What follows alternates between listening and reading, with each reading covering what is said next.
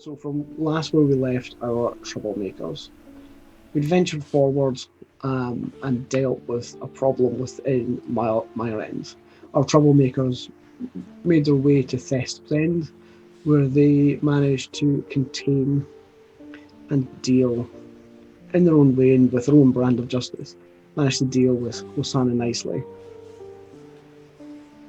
Unfortunately, the celebration was short-lived, as although they managed to stop the the imprisonment of these children, the forced labour of these children, one of the troublemakers was injured.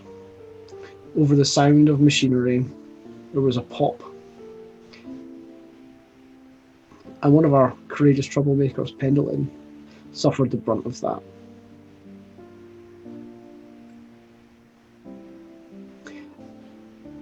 In the chaos and the continued sound of machinery in the background, Jane scoops up Pendleton, planning to see and ensure that he receives aid. A sound distant in the background, however, moving closer and meeting and matching the sound of the machinery. The mob is making its way to the building.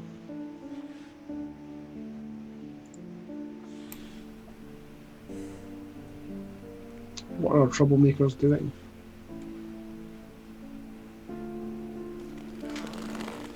Janus has, since screaming at Jane, as he just did just before the end last time, and seeing the shape Pendleton's in, seeing nicely carved up as she was by Jane, and then hearing that mob approaching that he had just gotten done talking down before this, he's kind of losing it and is leaning against a wall near the door, panting for breath, feeling like some kind of panic attack or something is coming on him, and just and pounding the wall, feeling tears welling up, and so many complex emotions conflicting with each other at the same time. He just kind of looks around for any sanity, any guidance, someone to tell him what to do right now, because he just doesn't know what to do anymore.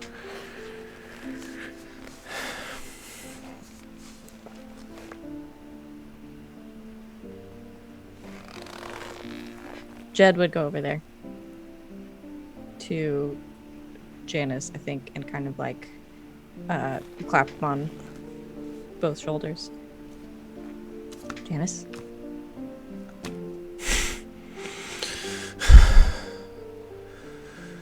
It's okay. You're here with me right now. It's gonna be fine. I need you to go with Jane and take Pen to a hospital. Go with fucking Jane. Please.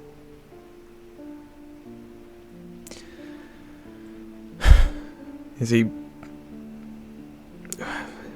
he breathing? Not much. Jane? Picked him up at this point and has done her best to try and like pack the wound as much as she can. He doesn't have a lot of time and I don't know what to do. You to help her, okay? What are you gonna do? I'm gonna deal with them. And she kind of nods to the door where all the yelling is coming from. Don't. And her. Pointing it nicely. I think she's pretty well dealt with, Jed. I think that part's covered. They need to know. Is it? And you need something louder in this city than the three of you. To get to a decent hospital anyway. I need you to trust me, okay? Okay. All right. Hey, Okay. feel the ground under your feet? Yeah.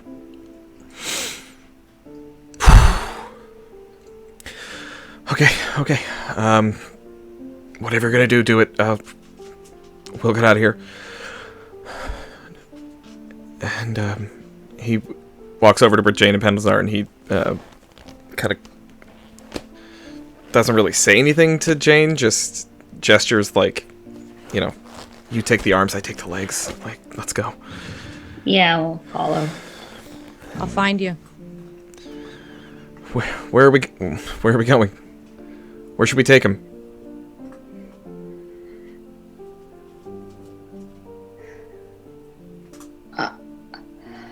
He needs a real doctor. I don't know. Okay, so...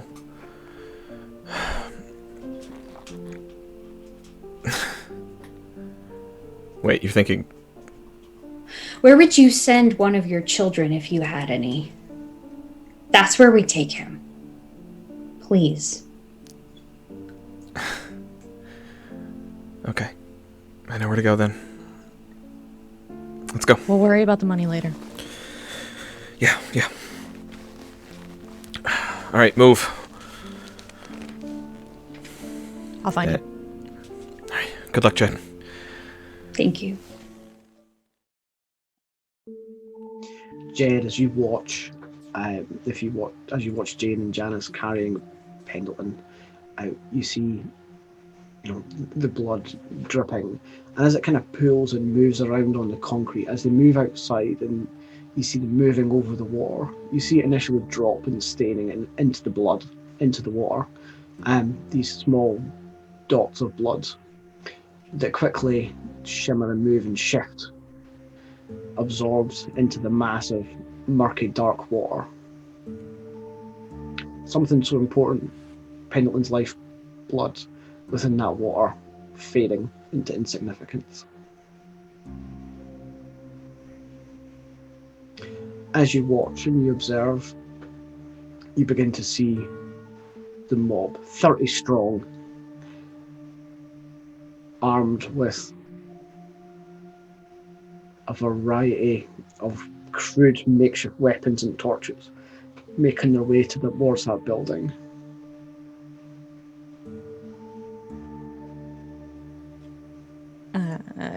Jed is going to sort of take Nicely her body by the scruff and drag her out, sort of knocking the doors open, and toss her out in front of the mob, and sort of wave everybody down as she sort of points back to either the kids that were coming down or the kids that were sort of coming around the alley that Pen had got out, showing that they're fine and she's not, and to sort of call out to them, sort of kicking at Nicely's body.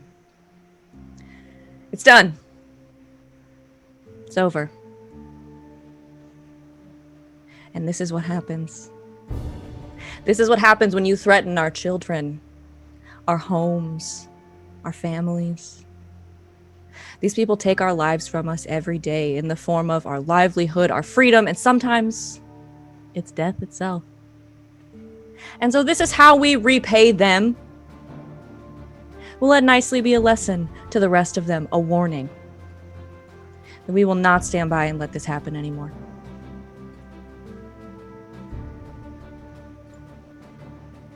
The crowd, and a mixture of emotions. There's still anger, there's still fear, but there's also overwhelming joy at the fact that people have had their children returned to them, that something good has happened in the end. They seem oblivious to the costs.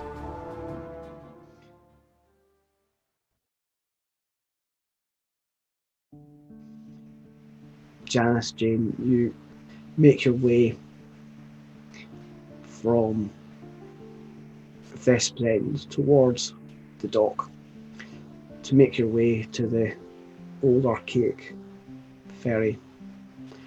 that leads on to Foley Hills.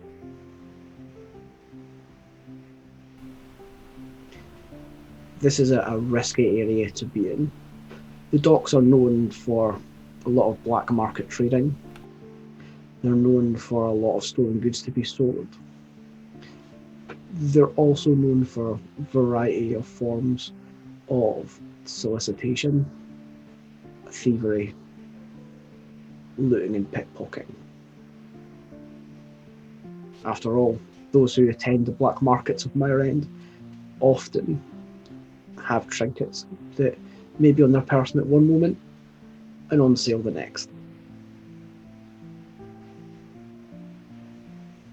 As you move with Pendleton, people stop and stare before going back to whatever they were doing before.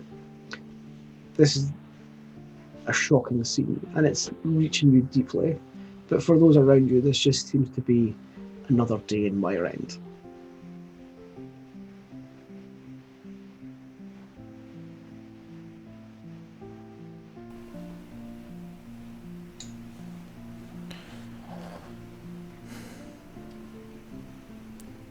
I mean, it's an efficient walk, I think. They're carrying Pendleton quickly, briskly, and any opportunities that they get where they're sitting still, if they get on the ferry and just have to ride, and they don't have to carry him for a minute. Those moments are filled with pretty much nothing but awkward silence. And Janus has not made eye contact with Jane this entire time. Yeah, I think by the point where we actually do get on the ferry with him and we're getting ready to cross the canals, Jane at this moment is just still holding on to him, but is just very quietly repeating something very rhythmic, very repetitive under her breath. She's praying. She doesn't really know what else to do.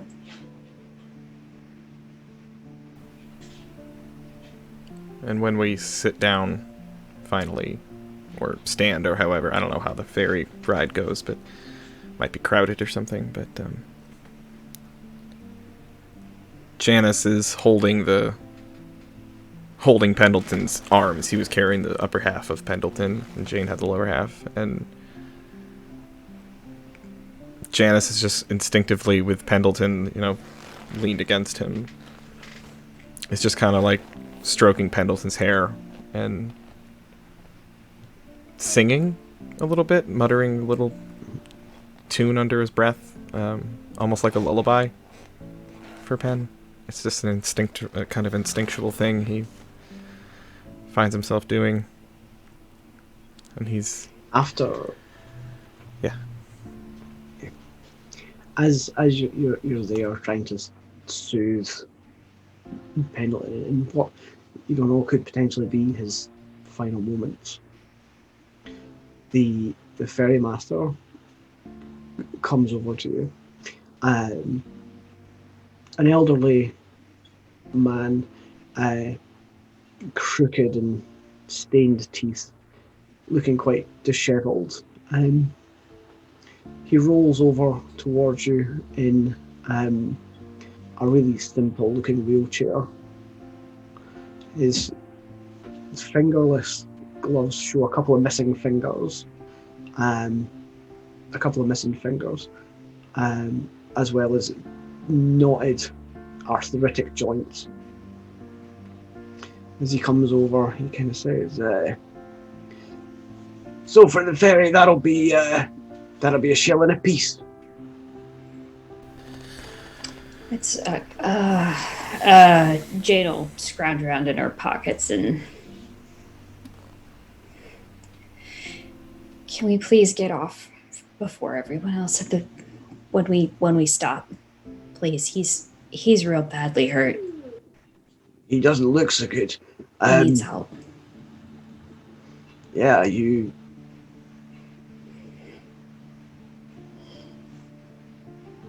Yeah, he doesn't look so good. Are you taking him to the factory? Is that See, I... Look, don't take this the wrong way or nothing, but I'll give you a discount to travel across, and I could just keep him here and we can deal with him. What? No. We've got a place to take him. And she just kind of looks at Janus like we do, right? Because I don't know where we're going. Yeah, we got a place to take him. You know, I mean no offense here, but if he's going to be meat, it might as well be that he's meat for Mire End, right? Listen up. If there's anybody here on this ship that's going to be meat, it'll be your tongue if you keep talking like that. Now, will you let me and these two off the boat first thing when we get to where we are, and I will forget that I've ever seen you. All right. I mean, no offense. It's just an offer. It'll save you dealing with the processing yourself. And one which I'm just going to have to decline, aren't I?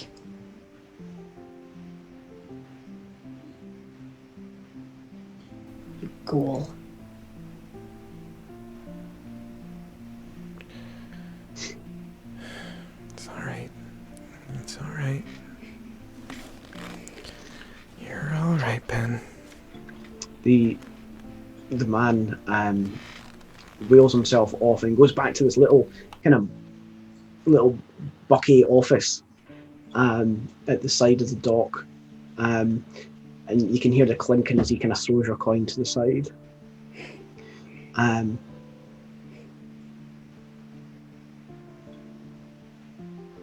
With that, you hear this whirring of a siren as the sound of these large whirring engines begin to jut to life.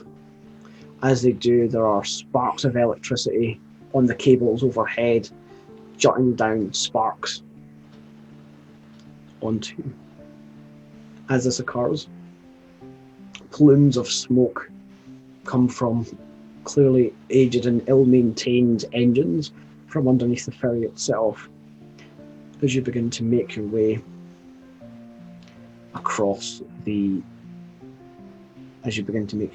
the canal.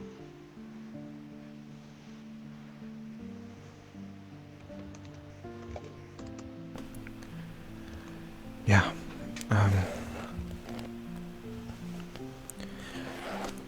We're going to Eastern General, Jane, so, I don't know, just be ready for maybe a fight. Somebody might try to keep us out of there. I don't know where that is. I'll just follow you. Yeah, well, I know it pretty well. He'll be well taken care of. It's gonna be expensive, but... Don't worry about that. Yeah. I'm pretty worried about it. I will take care of it.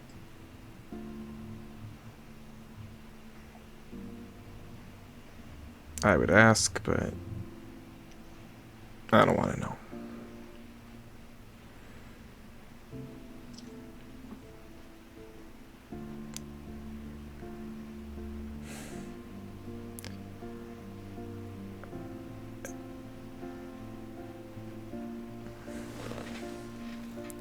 All right. Shh. It's all right, Pen. We're almost there.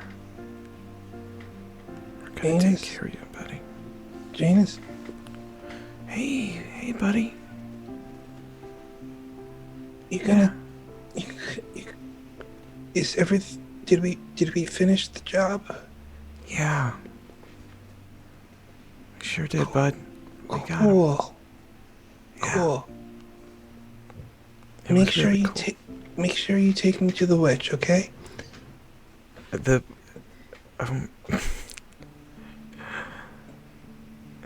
He looks to Jane like, bitch.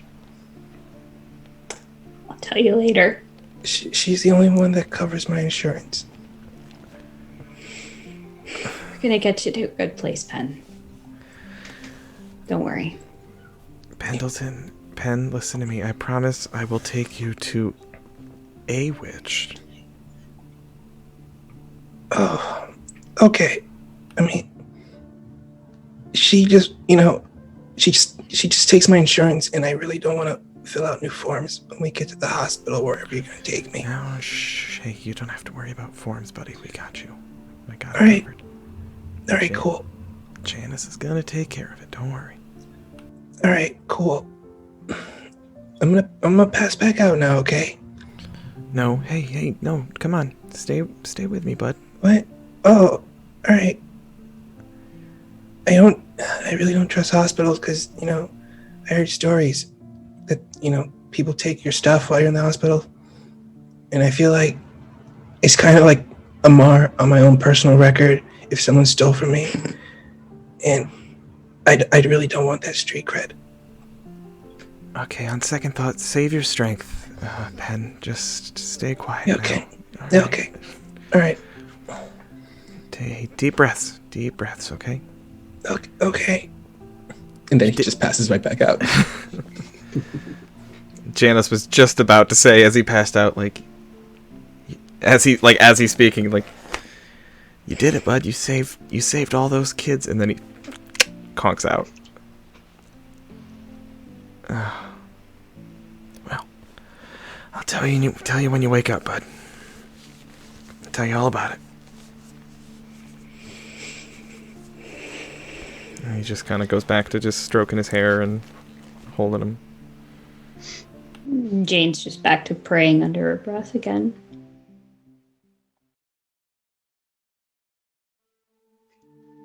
After Jed had made this rousing speech with the angry mob, what would Jed do after that? Would Jed make her way to the docks, or would Jed go somewhere else?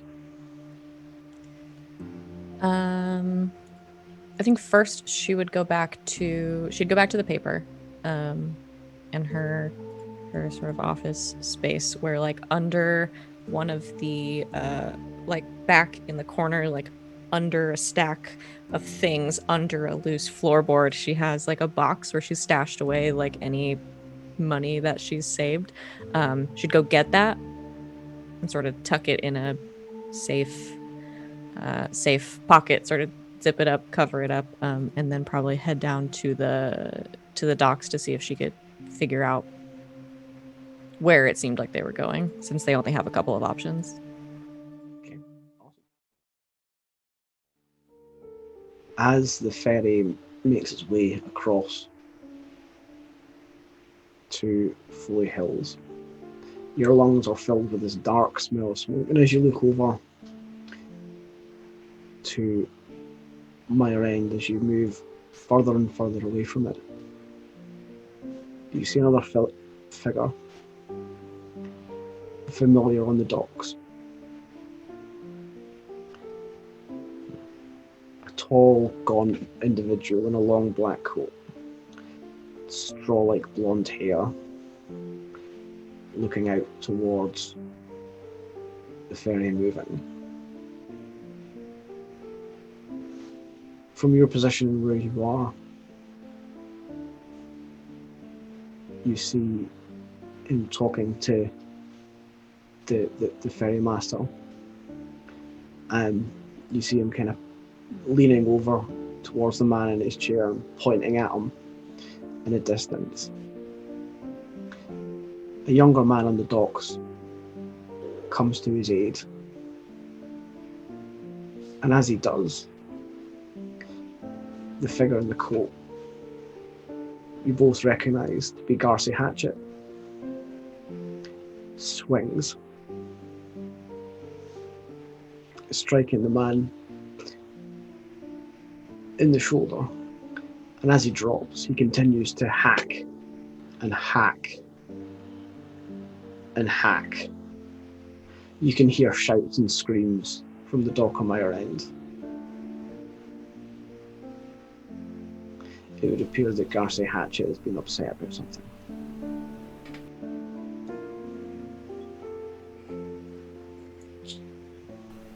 Just to be clear, he's on the shore, right? He's not on the ferry with us. He's on the shore.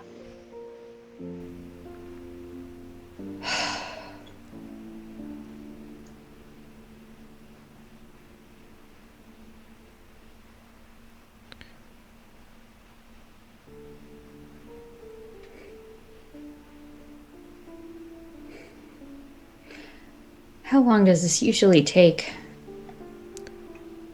As long as it takes. It doesn't really follow a consistent schedule.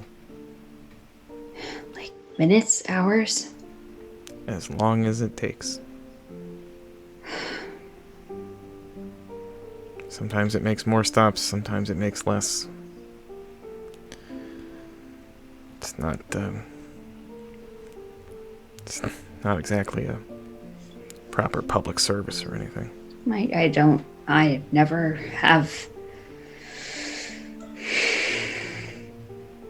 Let's just hope it's minutes. Yeah.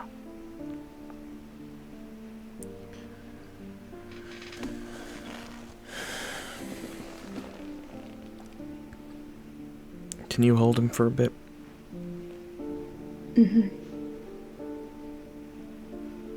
He stands and kind of slides Pen's torso out from... He had it kind of like cradled between his legs where he was holding him. Yeah. Kind of slides him out and lets Jane slide in.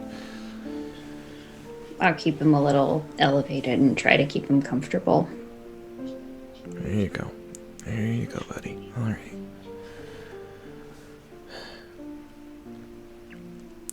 I'm gonna just get some fresh air. Okay, I don't know where to get off. I'll be right back. I'll come get you when it's coming up on our stop, okay? Okay. And, he walks away to, like, the other end of the ferry, trying to get the opposite end, if we're at the back, he wants to go to the front, or vice versa, and he leans against the front of the boat and just takes some deep breaths and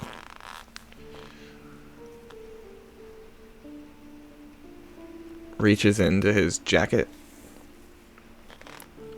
and pulls out a flask that he opens and smells and then screws the top back on, puts it back in his coat, and does that like 4 or 5 times in a row. Just kind of keeps opening it, sniffing it, shutting it, putting it away, and then leans against the front of the boat and looks back to Jane and Pendleton. And he doesn't know if they can see him, but he's just watching them. What is she doing?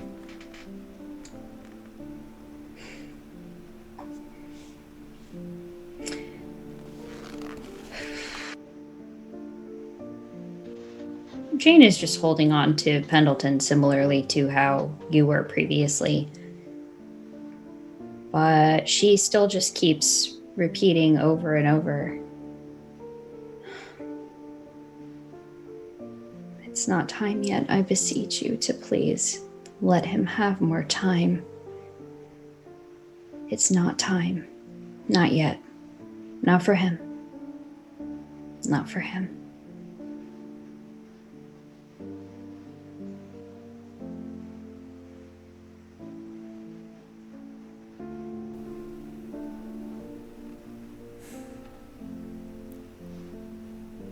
And as a bittersweet and frantic moment ends, you hear the large resounding thunk of wood on cobblestone and concrete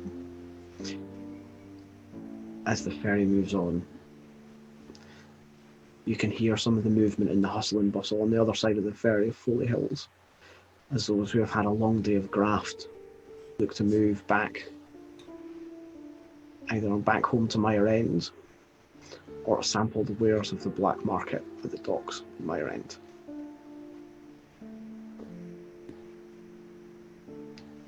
But you have an agenda. You have a goal and a purpose, and that is to ensure that your friend and fellow troublemaker, Pendleton, makes it to the hospital and survives.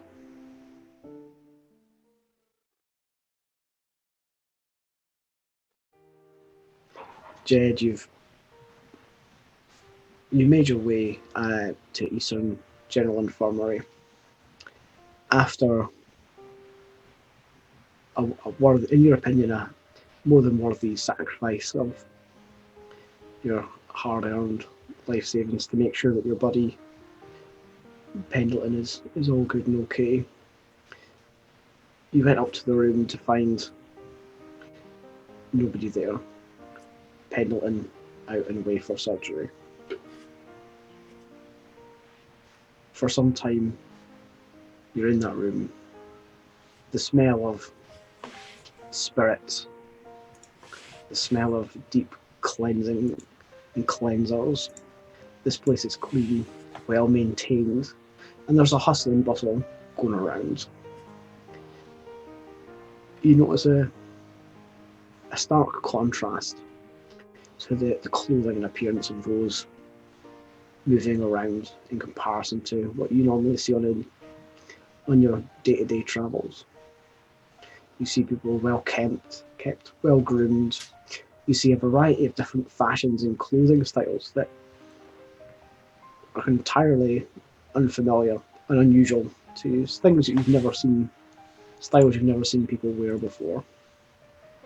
As you move between the tall backed upholstered chair in the corner, between there and pacing around, you hear a number of kind of strange clicks and beeps as a rickety wheel of a trolley shudders down the hallway. Moments later, you see coming through in a bed, bandages around his shoulder and arm, an unconscious Pendleton. Rubber tubing linked and connected to his arms, a lifeline linked to glass bottles that drip and drop feed vital and important fluids into his unconscious body.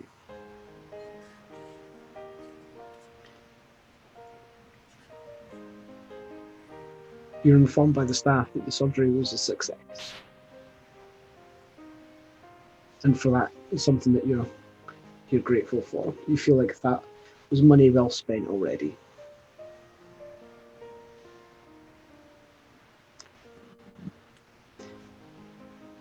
Pendleton, you remember going to sleep, but you don't recognise that buzzing, worrying sound. You don't recognise the feel of the cool air on your skin, that popping of water as it gurgles out of a bottle. And as you open your eyes, things are blurry and hazy. You feel a bit woozy, but there's no pain. You're on a soft, comfortable surface. Is that cushioning? You have a real pillow.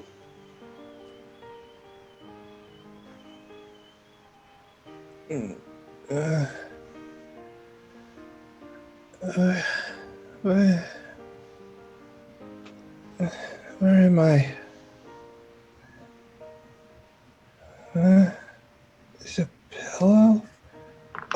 awesome. It's a real pillow. He reaches up, tries to move a bit. He's like, ow. No. Pillow. Hot. Need to flip over to cool side. And he's like struggling, trying to do this. Need to flip over pillow. And he's like struggling to pull the pillow while he's still resting on it to flip it over to the cool side. And then he does it. He's like, yeah.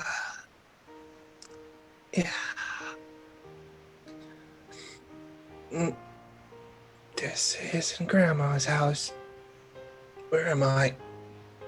These pillows are too good for her place. And he tries to sit up a bit. He tries to sit up, but it hurts too much, so he raises the bed up. So he's sitting up. It's like, oh, okay. All right. Gather your thoughts, Pen. What was the last thing you remember? You got shot, then you blacked out. Then you woke up, and you remembered Janus cradling you. Okay? And then I made sure that they took me to Grandma's place, but they didn't take me there. I'm here. So I'm probably at the hospital, which means I'm in the system. And he frantically looks around now. Yeah. Looking around, Jed, you hear Pendleton mumbling and moaning in his sleep, beginning to move and shift around. And as he's getting comfy, he's kind of sitting bolt right, eyes wide open. I'm in the system! Pen, hey. Huh? Oh, Jed, hey, why am I in this hospital? Why am I in a hospital? Calm down. Huh? It's fine. But why am I? No, I shouldn't be in a hospital. I should not be in a hospital. You should definitely be in a hospital. You No. got shot and almost died. Please lie down. But then they have me on record now. As if we told them your real name, please. Okay. Will you lie down? Yep. He lowers the bed backwards. It's pretty good, right? Then he raises it back up again. And he does this for about a couple of minutes. Jed just lets him until he's satisfied. Just he's pretty much pressing every single button on the bed, so the front half rises up and lowers down, the back half rises up and lowers down, and then he lowers the bed up and he lowers it down, and then he finally settles on the perfect position so him and Jed can talk. Yeah. pretty good, right? Each time that this bed moves up and down, you hear the whirring and whoosh of kind of pneumatics as it goes up and down. You begin to smell, as Pendleton goes up and down with this the slight smell of burning fluids and oil, clearly not designed to be put through the rigors that Pendleton is putting it through. Okay, so how'd I get here? I'm guessing you guys, right? Jane and Janus, yeah. Oh, cool. Where are they? Oh, you're muted.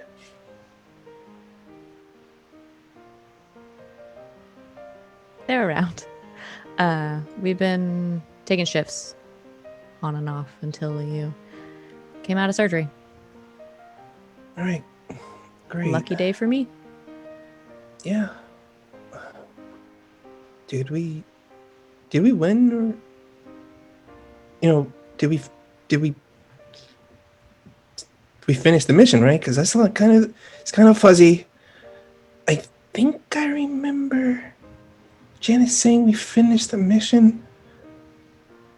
We did. Yes, we did? Yeah. Oh, cool. You got the kids out. Great. I did? They're all safe? Yeah, they're fine. Oh, great. That's awesome. Cool.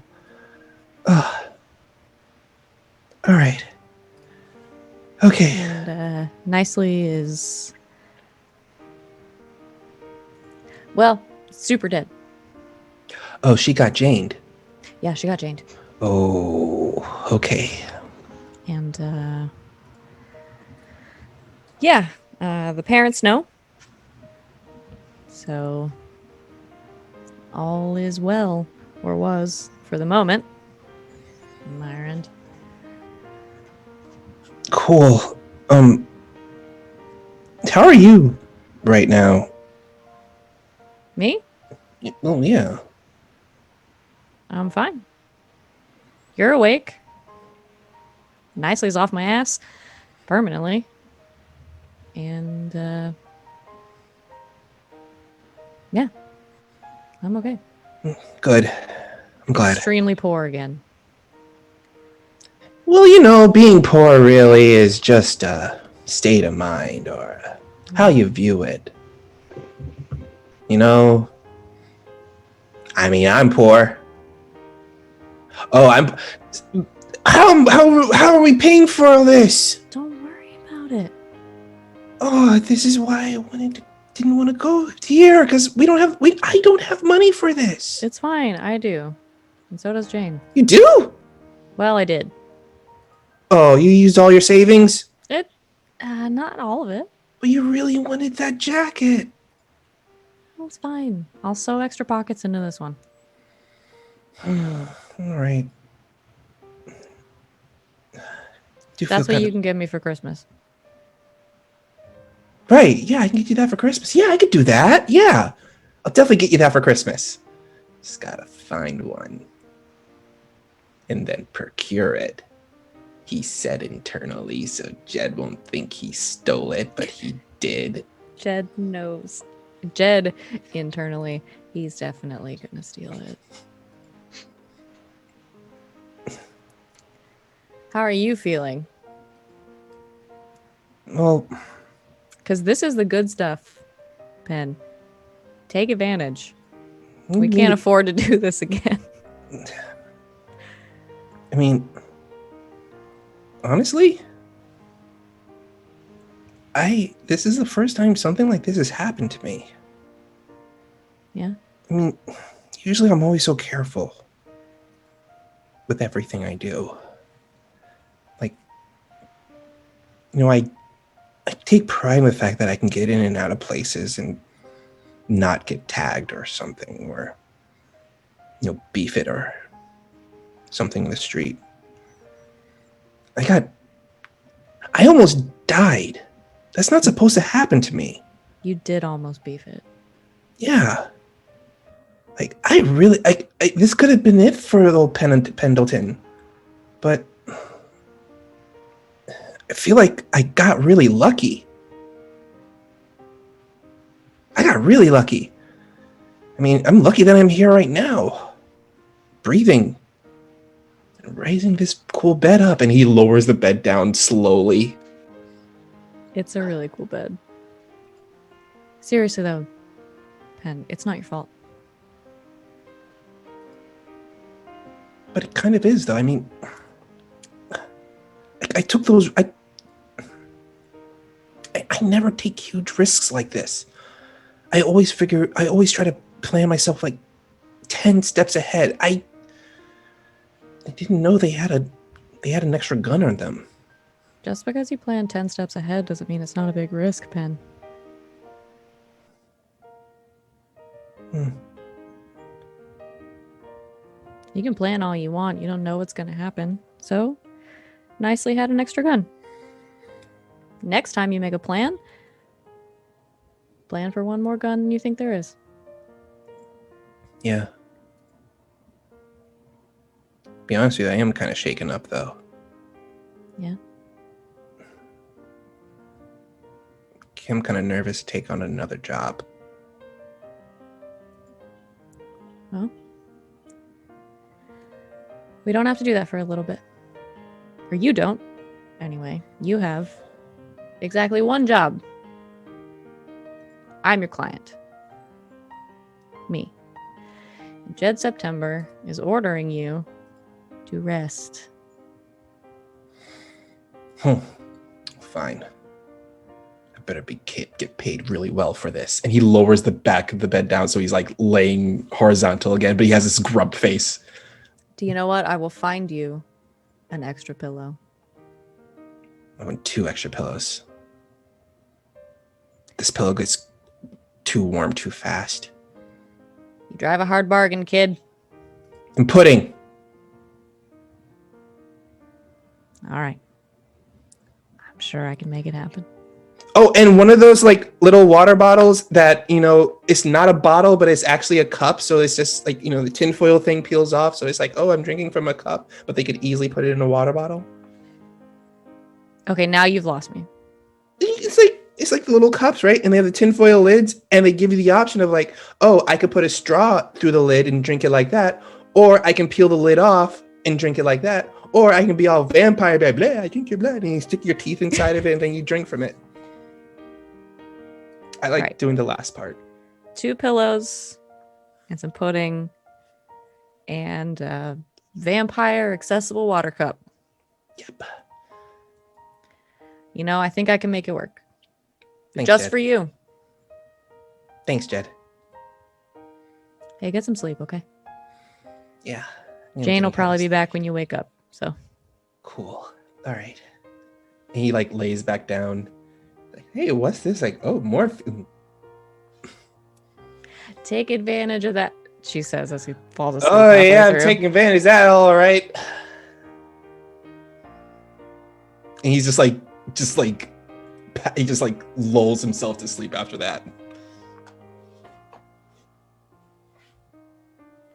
Jed just does try to hunt down these various things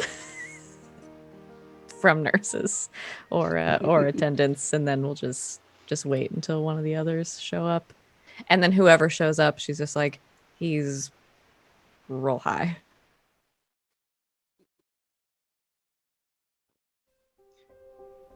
It's been just over a week since Pendleton has been in the hospital. Things seem to be going relatively well. His stitches have been removed and the wound appears to be healing. There's no sign of infection, which is always good. And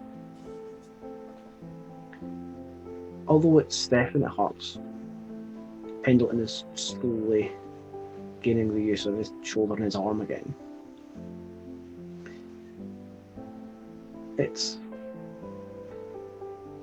almost worrying to think what potentially could have happened hadn't he had this level of medical care.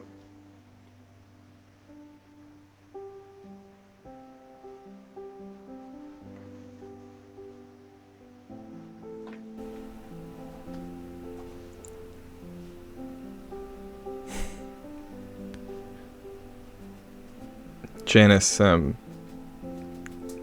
enters into Pen's room. It's like he does the evening shift, so sun's going down, and he enters with his hands both in his pockets, walking kind of slump-shouldered, and he, even as he enters the room, keeps kind of like pulling his hat down, kind of keeping it lower on his eyes than he normally does, and kind of hunched over, and walks in to see if normally he takes over for Jed, so checks around for Jed. Where's Jed at?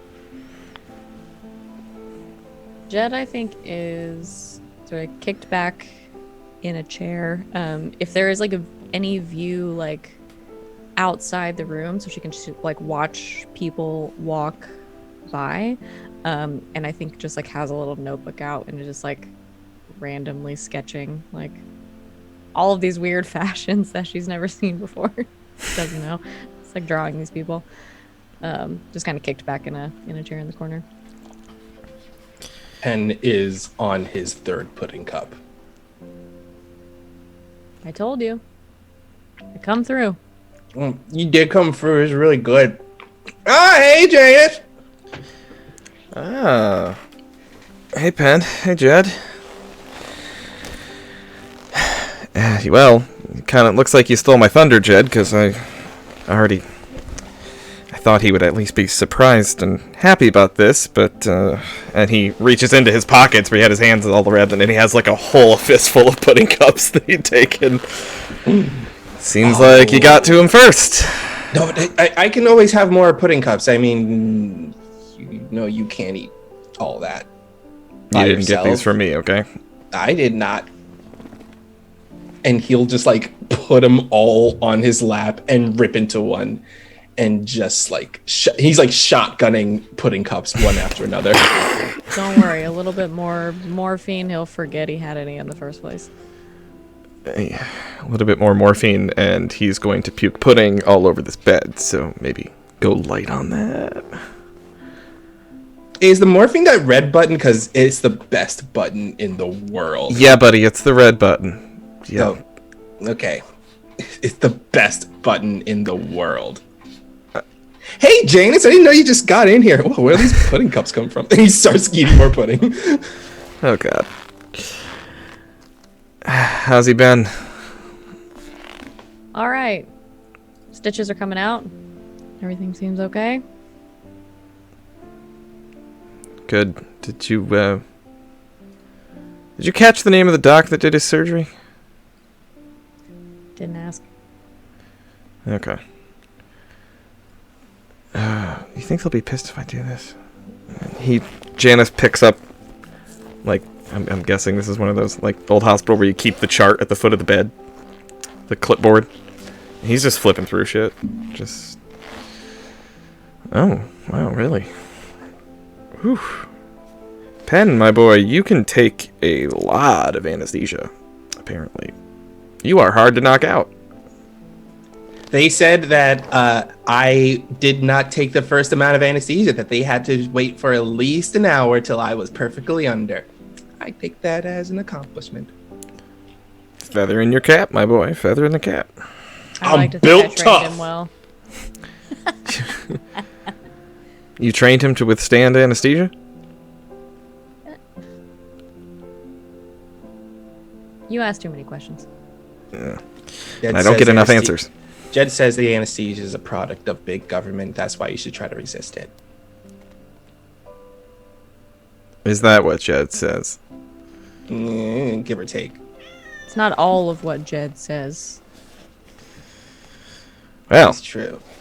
you are very difficult to tranquilize. You may be small, my friend, but you have the wherewithal of a bull elephant. So, congratulations. And he flips through. He's trying to see if any names jump out of the chart. Anyone he knows. There's a couple of names that you recognise. There's a couple of names that you recognise. There's one signature that stands out overall. It's a signature that you've not seen in a considerable period of time.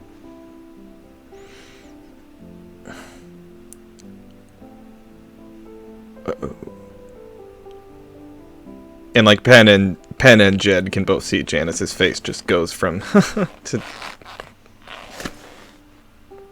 laughy, and then You okay? yeah, and so are you. Looks like you're recovering great. So that's good. You're gonna be all right. Oh, all right, cool. I just, you seemed more dour than usual.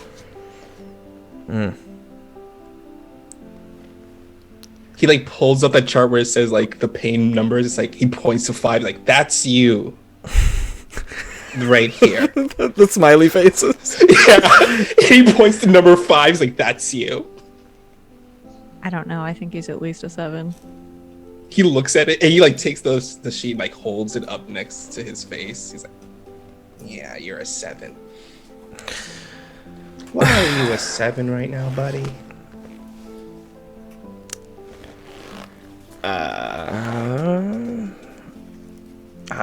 I know a few people here. That's how I got you in. I called in some favors. Oh, that's pretty cool. I didn't know you had like that kind of ties. Oh yeah, yeah. Whole lot of ties. Yeah, but I don't like everybody here, and not everybody here likes me. So, just a few names in your chart, few people I recognize. Oh. That's all. Have you seen a Dr. Pen? I noticed her name in your chart, but tall woman, high cheekbones, blonde hair, kind of curly. I Usually wears a remember ponytail. I remember the hair, but I'm gonna be honest with you. So far, you just walked in the room 5 times already. So, Jed.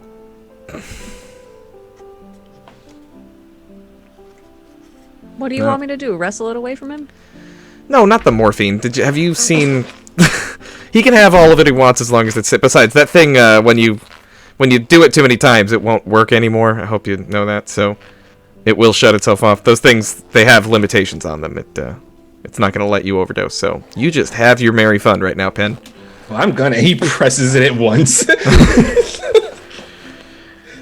You're going to reach your limit if you do that too much, though. Just so you know. He's already like going to town on the pudding cups again. Tall, curly hair. I think Jed starts like flipping through her notebook and pulls out like a sketch of like a doctor she's seen walk past a couple of times. Huh? Oh, that's good, Jed. Thanks. That's really good. Yeah, that's the one. So who is she?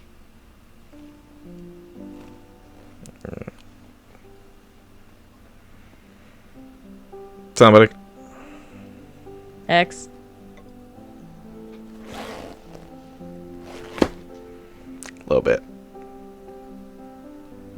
Maybe Okay. this doctor is a key to unlocking a deep-seated memory side of Janus's soul that'll eventually help him come to a full-out epiphany awakening that'll help him achieve a new level of enlightenment and intelligence, and thus will be able to lead the Troublemakers into a whole new era of jobs and schemes where we can eventually make a huge difference inside of this city. Janus presses the button. Oh.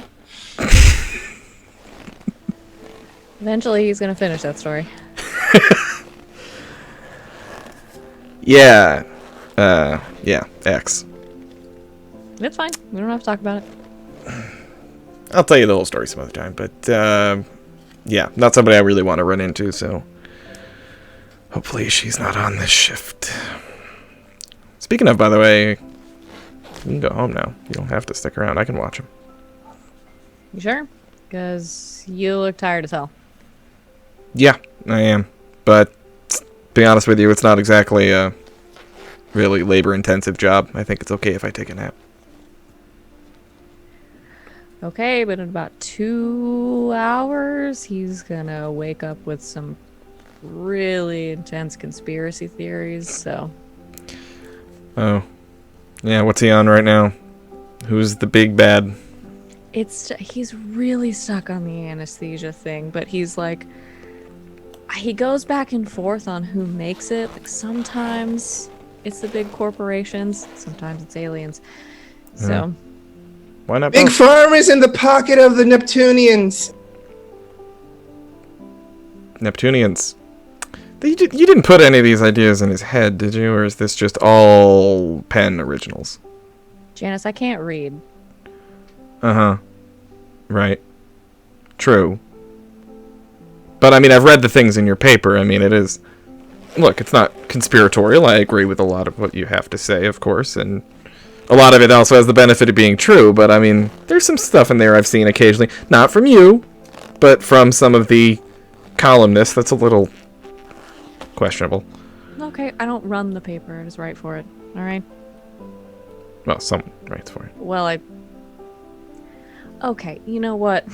I'm just busting you. Hey, no, your work is good, okay? You've got good stuff.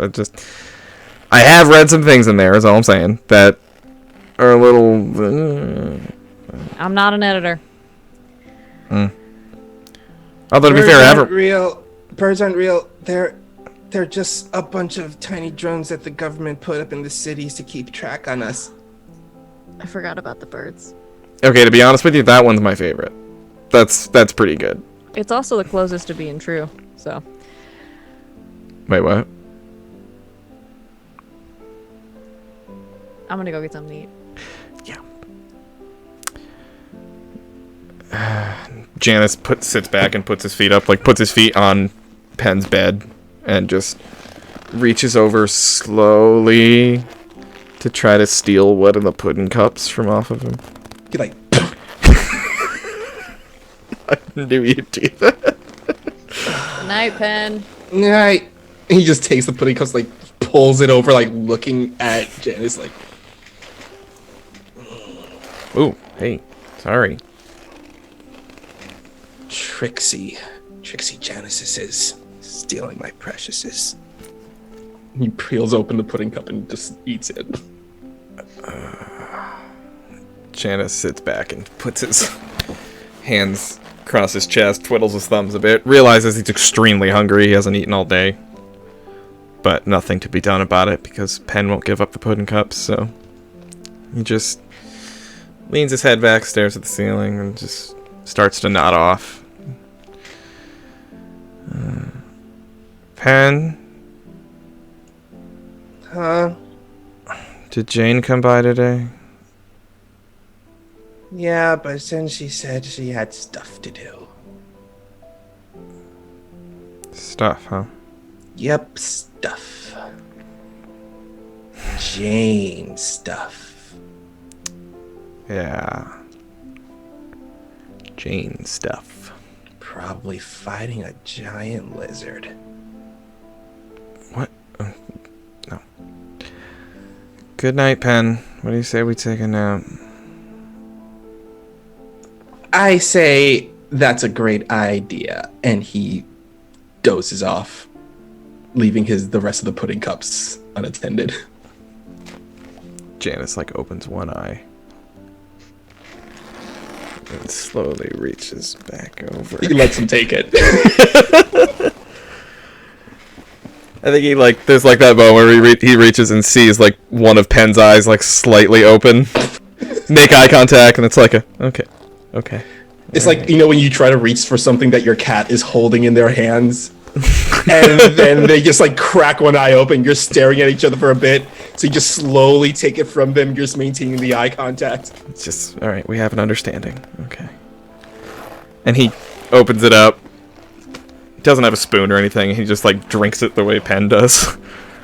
Leans back, looks out the window, and says to himself, Jane stuff.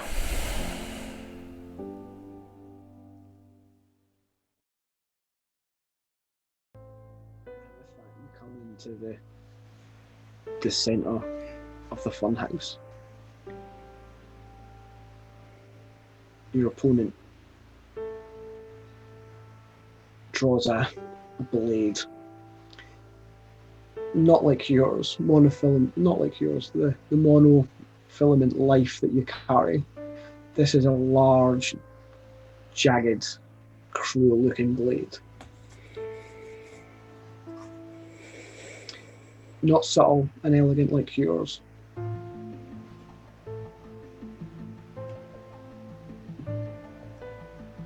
But crude and made to cause the maximum amount of damage.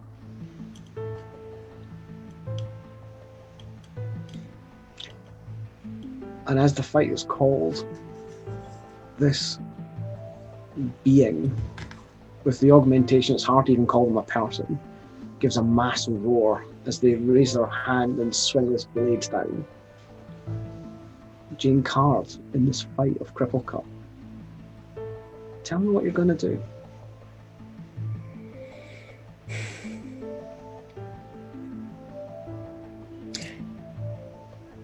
Jane is a particularly slow fighter when it comes to these things. She spends a fair amount of time dodging out of the way of blows typically. She usually spends some time both sizing the opponent up if she doesn't already know them, or waiting for them to tire themselves out for an opening. Not this time.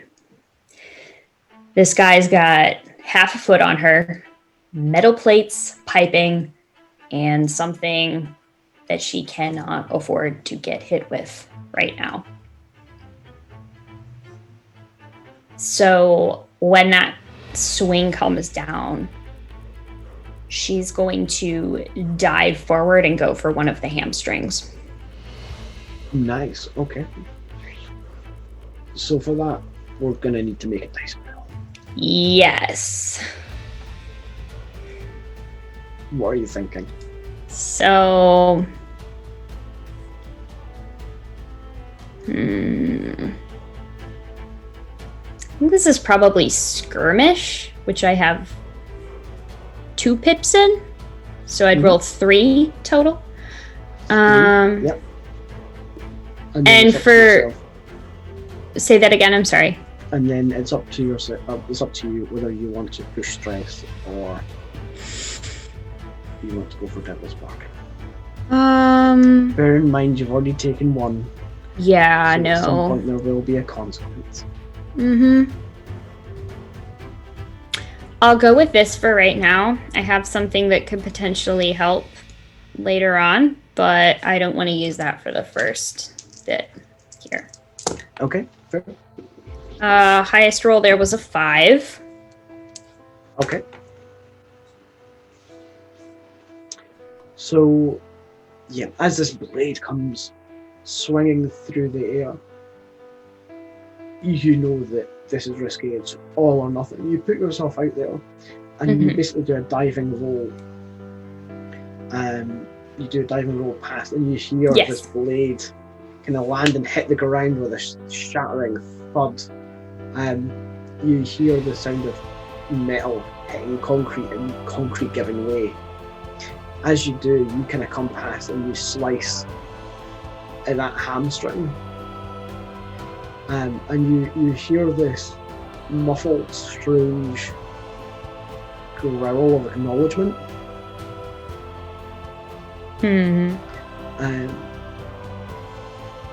But this augmented thing is still standing. And as it does, where normally you would expect to see somebody kind of limping and not putting much weight on that, you notice that they turn with normal movement, and this bubbling liquid that's in this tube sort of moving around begins to move a lot faster. Okay. Where are those located on the body?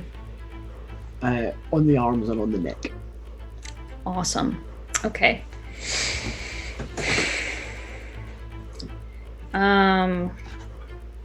So having rolled past this creature and realizing that did not quite take it down as much as I would like, I would like to... still behind you, with the offhand, push up to my feet and then basically like turn around and go to just still in a crouch, just pivot around and stab like right in the back of the knee, behind behind where the kneecap is. Yeah, nice. Yeah, cool. And It's this is gonna be gross. It's a stab and pop. That's the idea here. Cool. Yeah, give me a roll for it. Okay. 2 5s this time. 2 2 5. Highest. Awesome. Yeah, once again, your blade moves into that kind of kneecap. And as it does, you kind of feel it kind of grinding against bone and cartilage as it moves in. And as you withdraw the blade, you notice that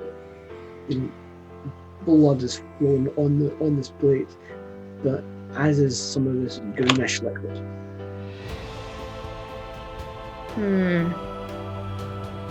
I've never seen anything like that before, right?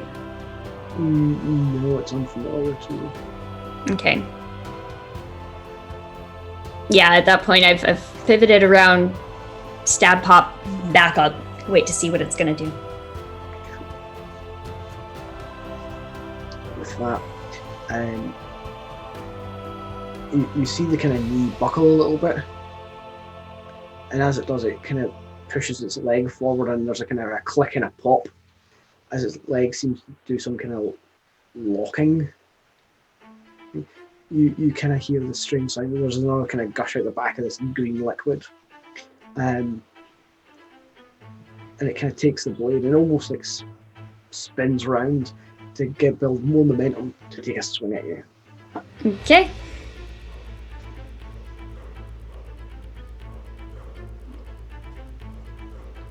What's Jane going to do in response? Oh, absolutely. Just trying to dodge out of the way. Okay. Yeah. Do I roll the same thing for that? You do indeed. Okay. A 4. I still think that's okay. Is it? Yeah. So it's success with complication. Yeah. So yeah, as the blade comes down, you kind of move out the way. You move out the way. At this point, I'm going to use that Devil's Bargain complication, and I'm going to cause you some harm. Yeah. So you manage to move out of the main brunt of this thing, but with the spinning movement it's caused, it makes it a bit more difficult for you to judge where it's going to go. And it just slices into you. It's not got to the point of a tendon, but it's not kind of hit to the point of a tendon, but it has left quite a large laceration. And as Jane winces in pain, tell us about this wound and the injury. Where she ended up being injured?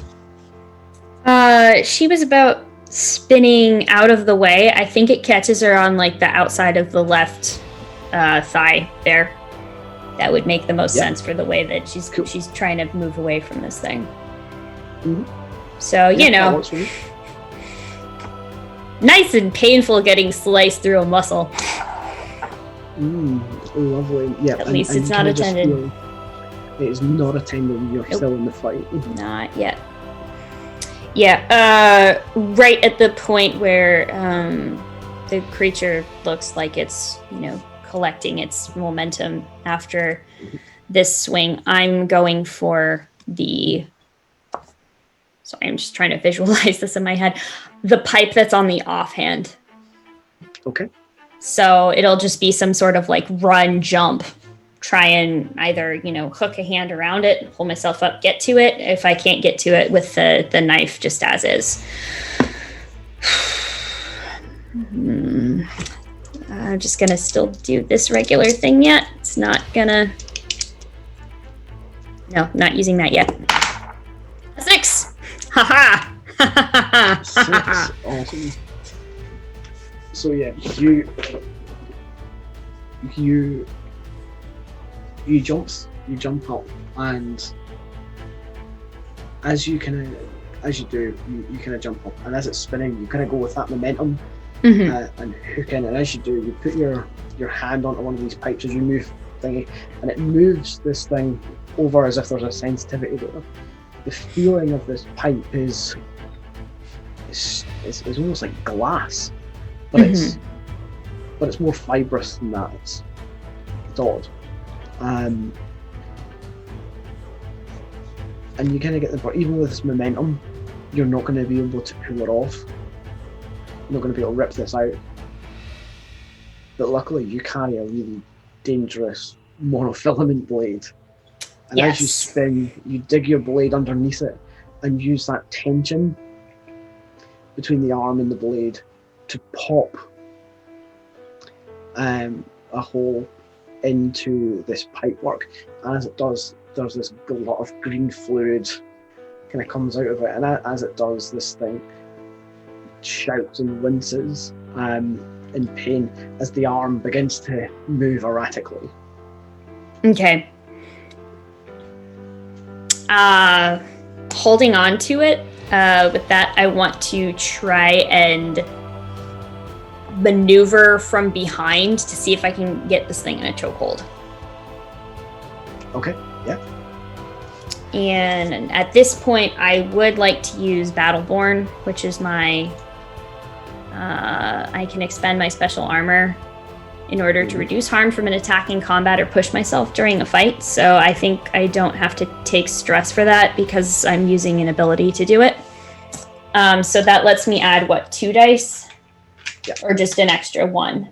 You get to add an extra 1. Extra 1, okay. Yeah. Yeah, more or less just trying to buy myself a little bit of time while the oozes out and hopefully depressurizes it a little. And that's a 5. Nice. Yeah, you kind of grasp in with this chokehold, and it seems to be working. I guess this flail and swing that they still have movement in that arm. It's just not as defined a movement as it was before. It's more erratic. They don't have as much control over it. And they start making their way, trying to grab at you to get you off. And with that, you begin to feel yourself moving backwards at speed. Uh-oh. And looking behind you, you see that there's a mass of rock and rebar.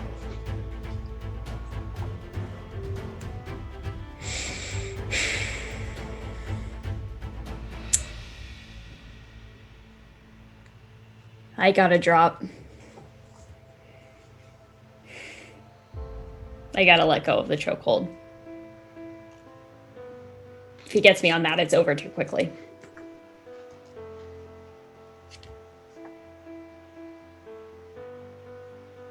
What would you like to do? I'm gonna wait as the creature is backing up and as it's beginning to gain speed. Ideally, what I'd like to do is I would like to fall off, like just let go to fall off in such a way that I can trip it while it's running backwards. Mm-hmm. But if that doesn't happen, that doesn't happen. I just do not want my nice squishy parts to be anywhere near that. That will be very bad. Let's see how it goes. 5. Wow. So where it counts. 5. I don't know if I can actually pull off making it stumble with that, but... Yeah, so what happens is it's backing up, and as it beginning to build speed and momentum, it tries to hold on to you. It tries to hold on to you, and as it moves back, what you manage to do is wriggle free, and you kind of hit the deck before you get to the rebar and this kind of rough and crude rock. And you trip it, and it kind of falls into this debris, but unfortunately you slam into the ground as this happens, and the weight of this thing tramples you as it goes back. So it's going to take some harm, but so are you. Okay. So that is you currently, I think, filled level 1 harm. Yep. You've got your 2 things in it. So it's up to you how you describe these injuries that you're having. But if you have further injuries, you then go to -1 dice roll. Yeah. Is that what the like less effect thing is? Mm-hmm. Yeah. So these are more like thematical things.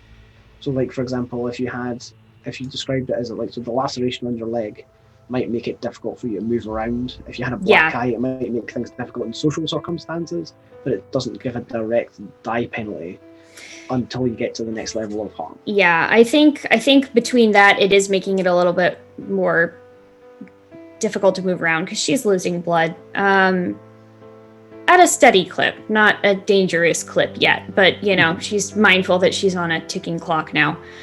And I think honestly, just maybe like slightly getting the wind knocked out of her, falling off this thing, and then getting stomped on because it's taller than she is. So you know that is enough distance to actually actively just hit really hard when you hit the ground.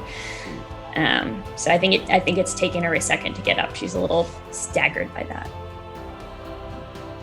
As you kind of look, you see this thing. Look, there's maybe a bit of rebar or concrete digging into some of its flesh in its arm. Mm-hmm. As it does, it kind of just pulls away from it. You can see more of this blood and green fluids on some of these jagged parts. And as you're kind of there on the floor, it kind of lifts its foot to stamp on you. Rolling out of the way. Nope. Nope. 5 again. 5. Yep. So with that, what happens is with that, it brings its foot up, and you roll.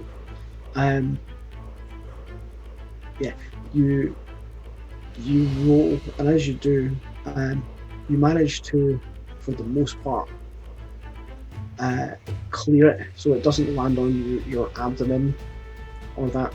But as the foot comes down, it kind of clamps down onto your arm a little bit.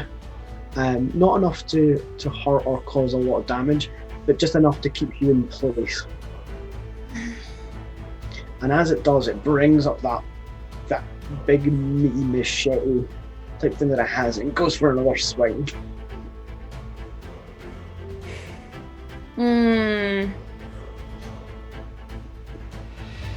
It's gonna be a weird question. Is this thing wearing shoes?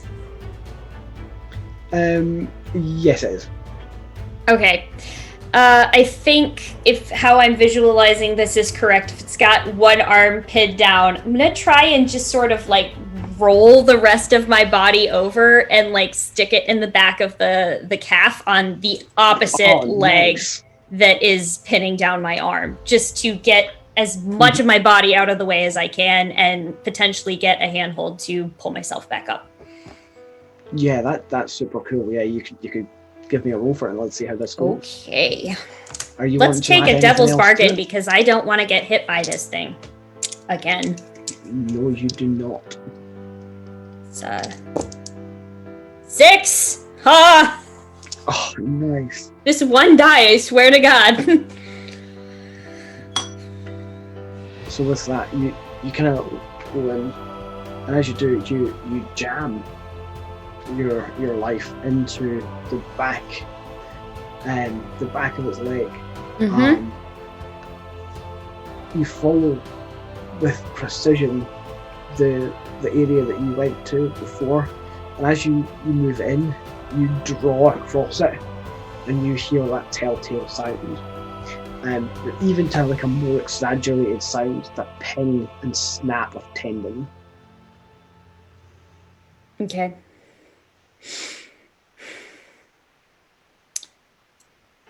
Is it still got me by the arm? With a critical, no. What we'll say is it stumbles back. Okay.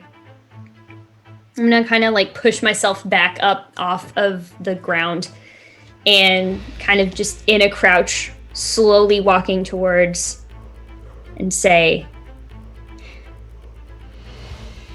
"You're not going to leave here tonight, but you won't be forgotten here. What is your name?"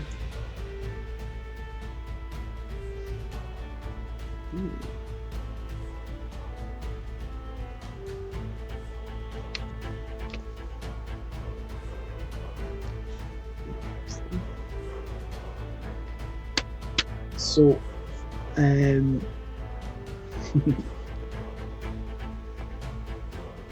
yeah. So as you say that, through gritted teeth, it kind of shouts Albert in this rough, grady voice as it lunges forward again with this thing to try and make another swing at you. Is it moving any differently with the off arm being depressurized? Is it favoring one side? Is it moving slower? I mean, it wasn't very quick to begin with, but yeah, it is moving. It's moving differently. It still seems to have function in that arm that's depressurized, but it's just the movement is more erratic. This movement's more erratic, and the leg where that tendon has been cut is kind of dragging, but it seems to still be able to put weight on it. Okay.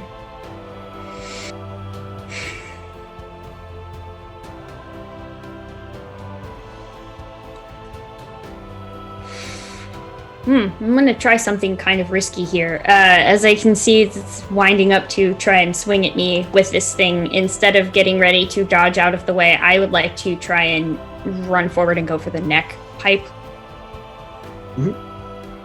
Try and break that. Yeah, go for it.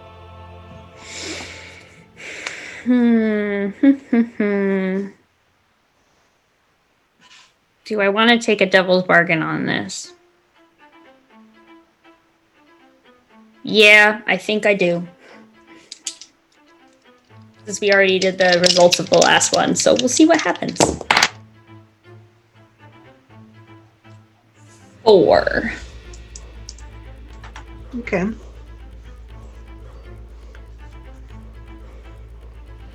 So a 4 is still a success with a complication.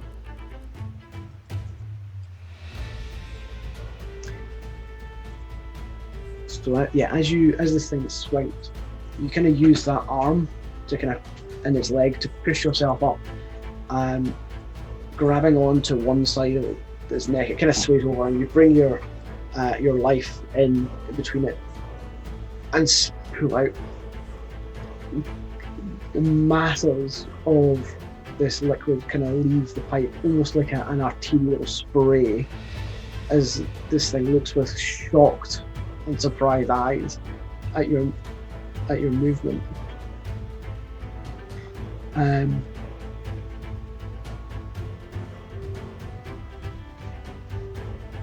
Its eyes kind of are, and its face, the color in it is draining rapidly.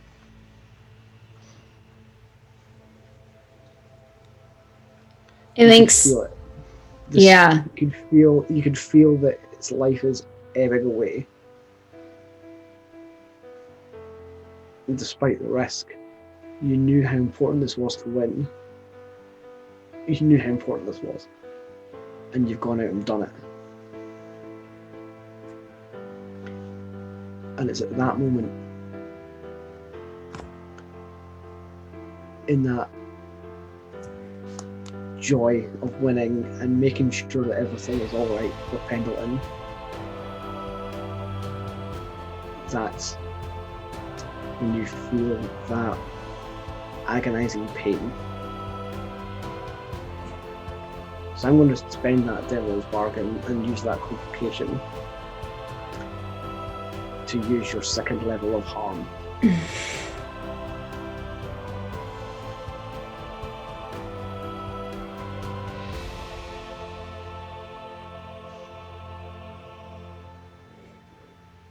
Okay.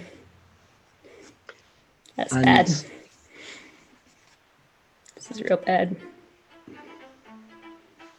And with that, as you feel this pain, and it's entirely up to you what this injury is going to be,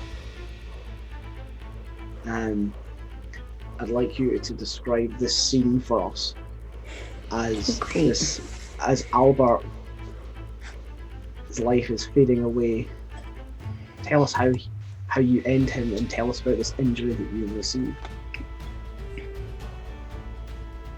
Before I do that, what was in those pipes exactly? In those pipes, it's a chemical. It's basically a combat drug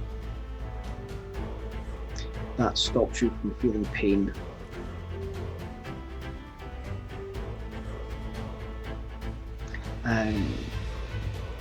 Almost to the point where, like, have you heard about kind of fake bodybuilders who use like substances like synthol and stuff to make their muscles look bigger? Mm-hmm. It gets to the point where the muscle gets damaged to the point that they can't feel anything. It's a similar idea to that. Okay.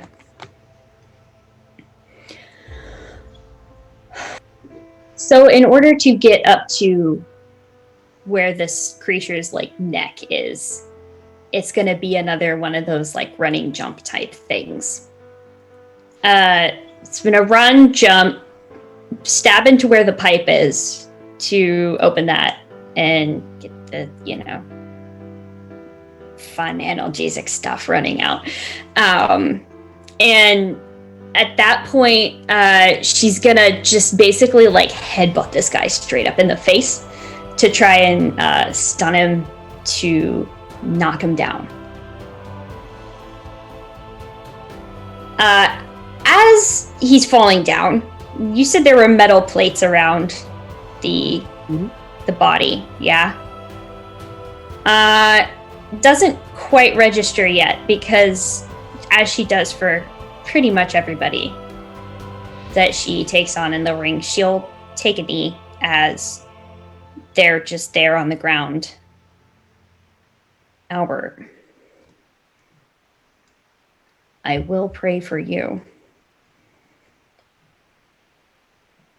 It sinks in then, though, because with fun, ragged, jagged metal plates being attached to this thing that she just now fell off of, I think it catches like right here-ish on a rib, maybe, as she's falling down. That hurts. That needs something that she can't do by herself. Yeah. And as the cheering of this scene goes on, there's almost a faint silence as the thing drops and you take a knee. And as the life finally leaves its eyes and it drops fully, the crowd erupt in a massive cheering and celebration. Because once again, Jane Card has done what she does best.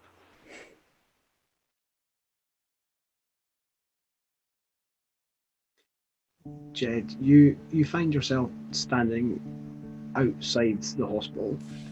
You're so happy that it's got to the point where this day has come and you can see your buddy Pendleton finally getting out of the hospital. All this has been worth it. He's been mended, he's been patched up, he's all good to go. But there's something else that you know that you need to fix. There's something else that needs patched up.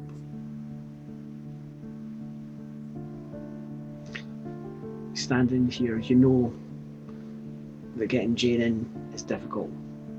This is the place she hates. You see it on her face every time she walks through those doors, and that sterile smell hits. It's quite off-putting and strange to you. You've never seen anything quite like it. Somebody who is apparently so fearless, actively scared or uneasy by something. As you stand at the doors, you see, walking slowly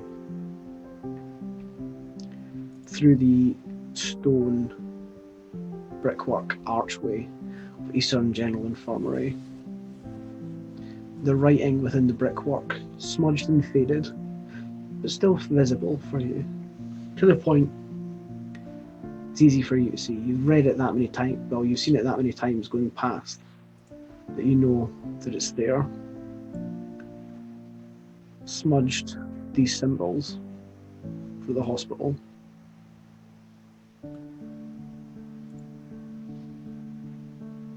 Jane walks and makes her way towards you. There's something off. Her gait's not quite right.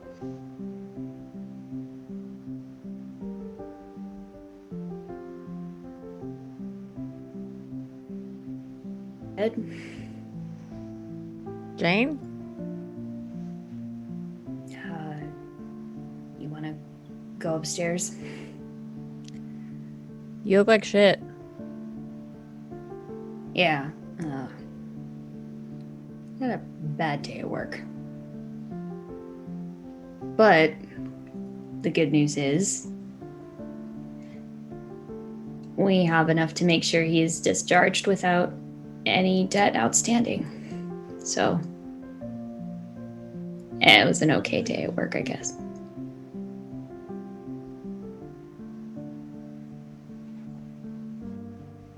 Well, thanks. I guess. Yeah. It's really the least I could do.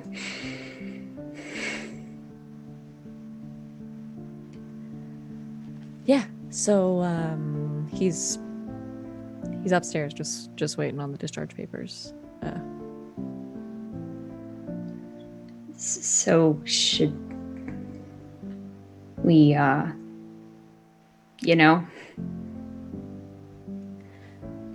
he's probably eating a lot of pudding. We should maybe go make sure that I mean, you remember the whole thing with the coffee and let's just I think the pudding's a little less dangerous, but I don't think even you could pry it out of his hands.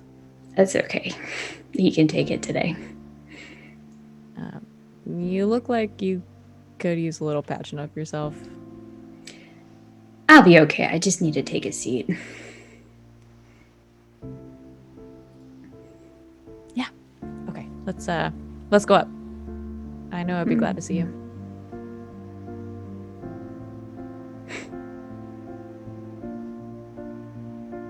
Yeah, regardless of whether we're climbing stairs or taking an elevator, because it just occurs to me I have no idea if elevators exist in this world. She's white knuckling whatever the equivalent of a handrail is at that point.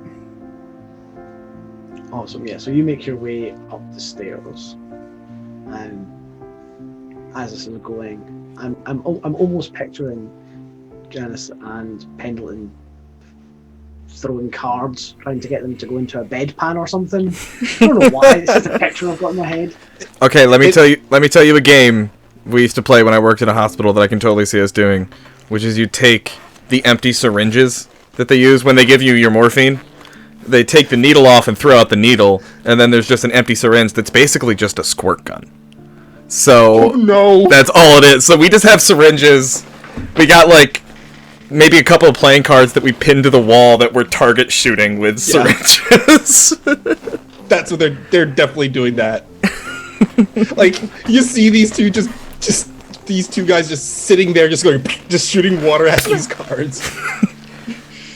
Hey Ben, watch this. And like waits for like a nurse to walk by the door and then tucks it away. Like get one shot off like the back of someone's head. Just like, and you walk past. I filled that one with Surgilube.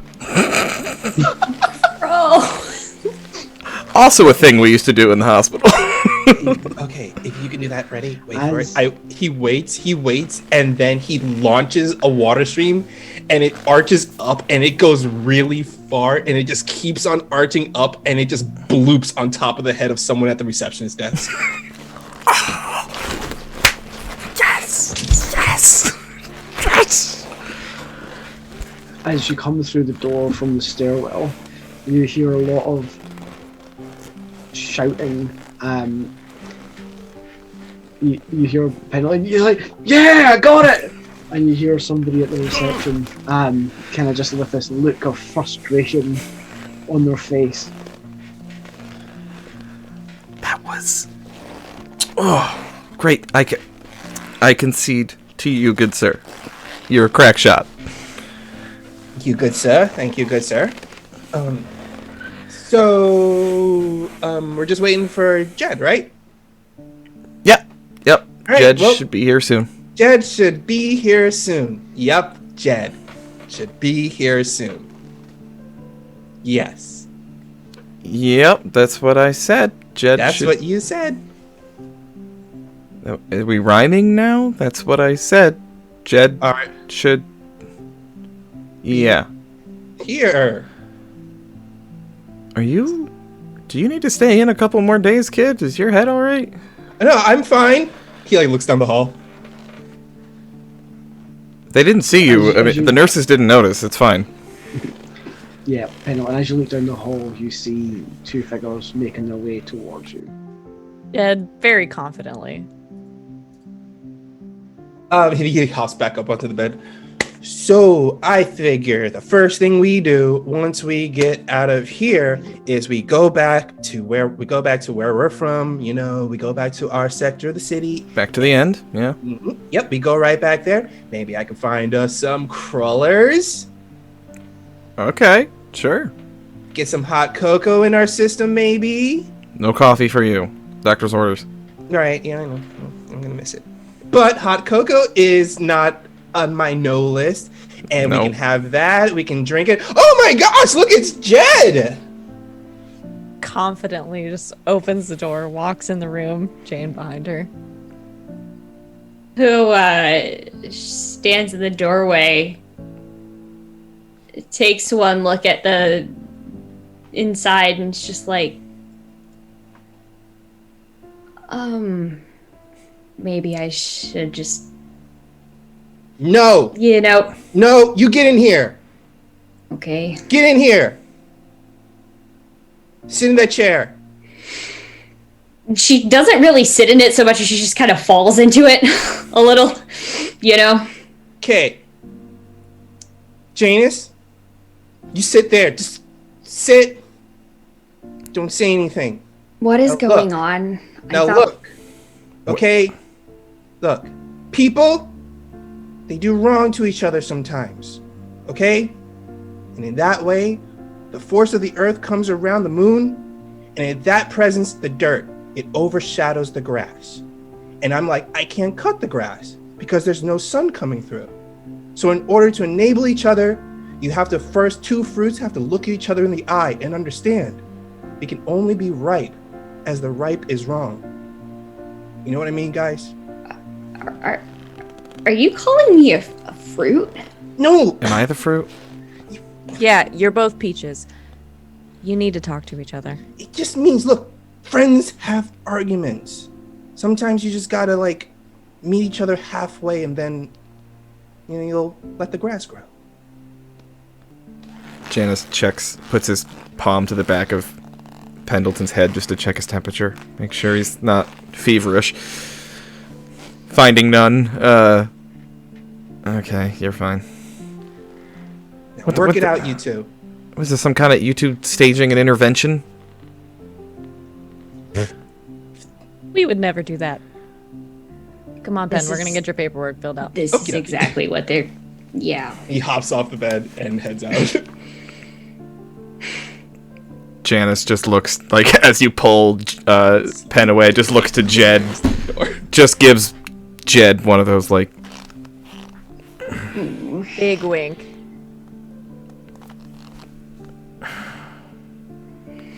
gonna kill her.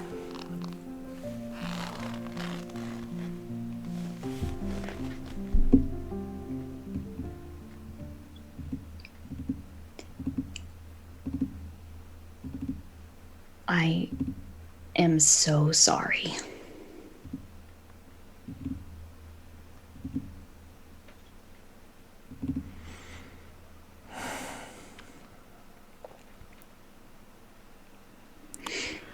For what?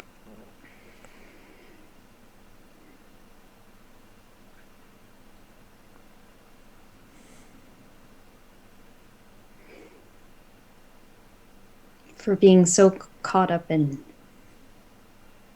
thinking that I knew was what was right and failing to actually do what was right. I failed to protect him.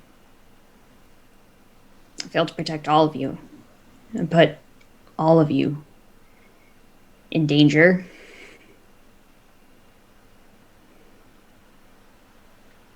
Yes, you did.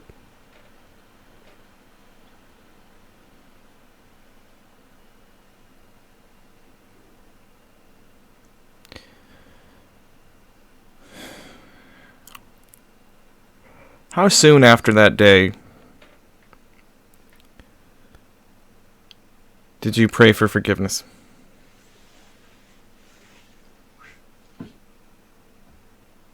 When was the first time you went to the church after that? How soon?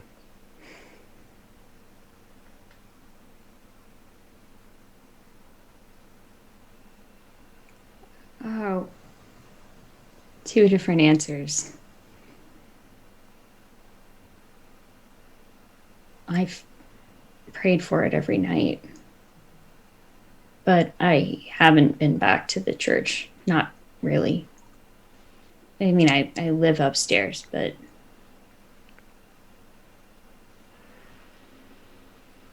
I've had other things that I need to do.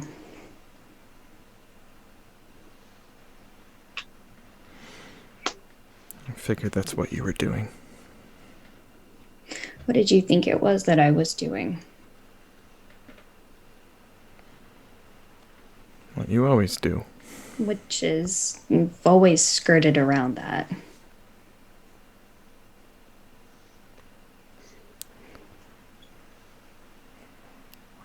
I've been in public with you, Jane. I've heard what people say. I've heard the whispers.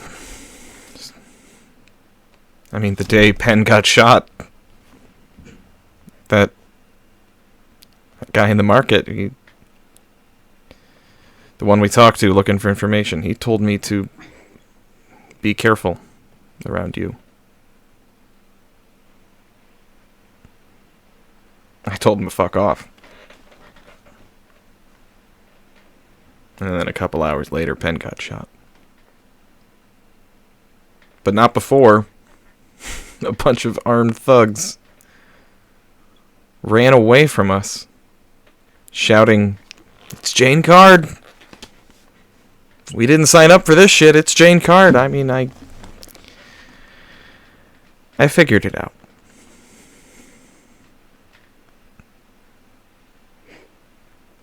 I know what ghost fighters do. From what I hear, you're a pretty fucking good one. It's the only thing I do truly well. But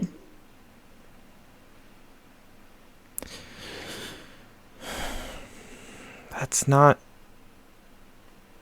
true. it's the reason Pendleton can get out of here without being in debt. I mean, I've that day was the first time I've ever even been here. It would never have occurred to me this was possible. And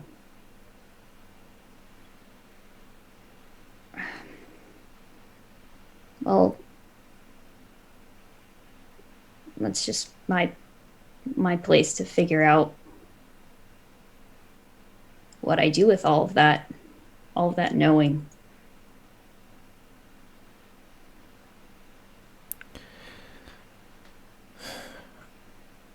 It's not true that cutting people's tendons is the only thing that you're good at.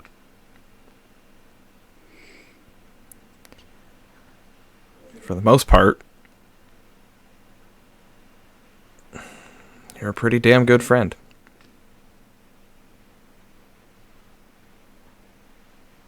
My best friend. One of my only friends.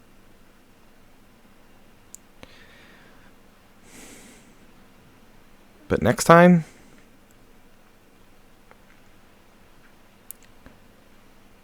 don't run and ask God for forgiveness.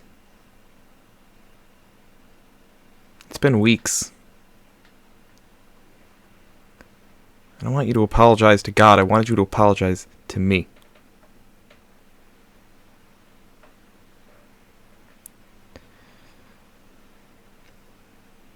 I needed that.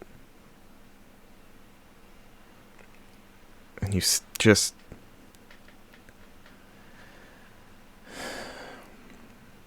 You stayed away all this time.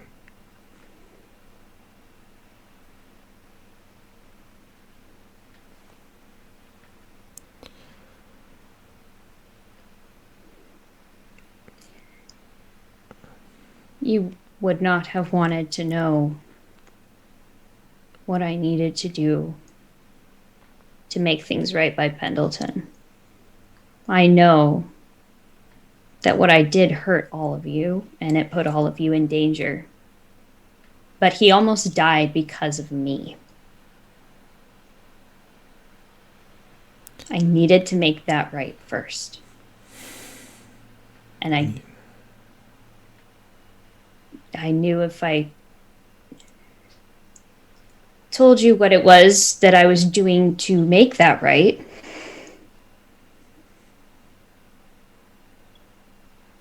it would confirm that that is all that I do well.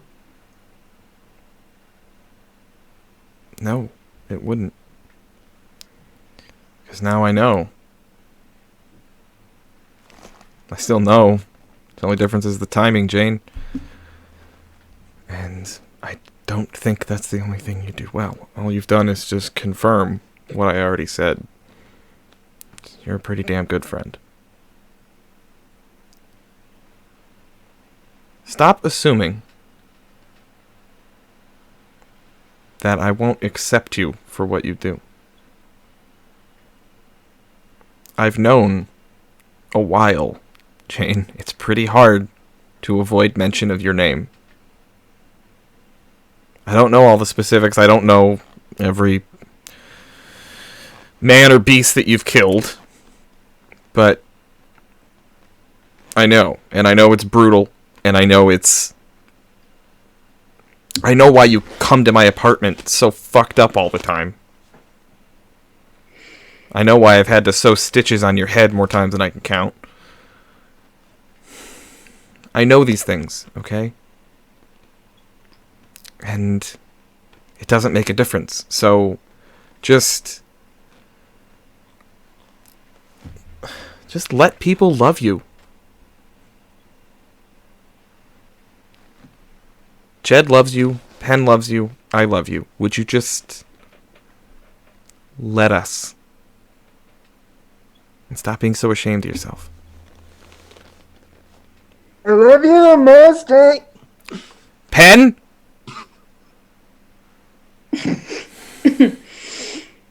Eavesdropper. I'll be right back. And Janus stands up and goes to the door. And he's gonna try to just kick Pen in the ass. Yeah, you're all healed.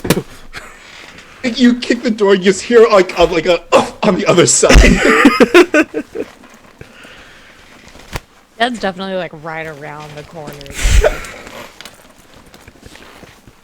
Jed's fucking taking notes. Wait, no.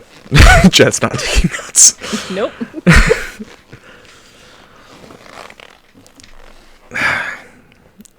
Janus comes and walks back to sit back down, and if you're alright with it, I feel like he'd maybe spot some of the blood coming off of her somewhere. There's a lot of it. There's starting to pool under his chair. Gee, what the...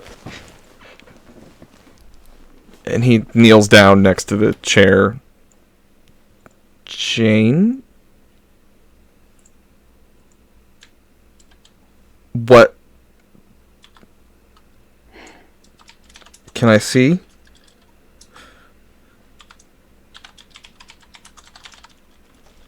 I think under normal circumstances, she would try to do this elsewhere rather than stay in this hospital a minute longer. But she's very tired, so yeah.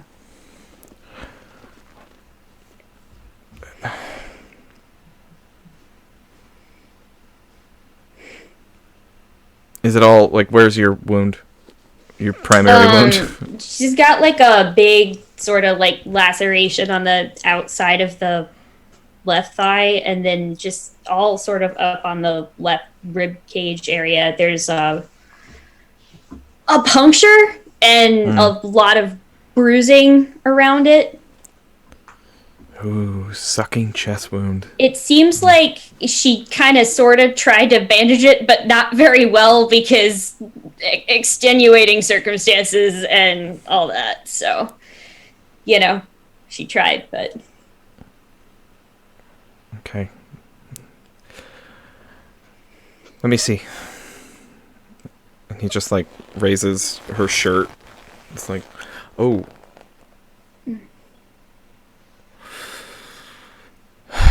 Okay. That's not the only one, is it? Mm-mm. He sees, like, the blood on her leg. Okay. He just goes over to the wall and to the box where they keep the gloves on the wall and just pulls off a pair of latex gloves and pops them on and walks out to the door again and turns to see, like, Pen and Jed, like, hiding. Hey, Jed.